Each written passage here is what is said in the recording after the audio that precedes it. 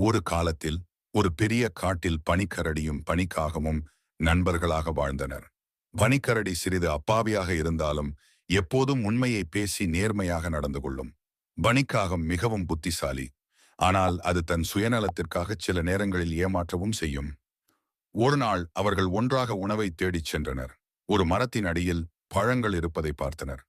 நாம் இதை சமமாக பங்கிட்டுக் கொள்வோம். நான் கொஞ்சம் சுவைத்து பார்த்து, இந்த பழங்கள் நம்முடைய உடலுக்கு நல்லதா என்று பார்த்துச் சொல்கிறேன். பனிக்கரடி ஒத்துக்கொண்டது.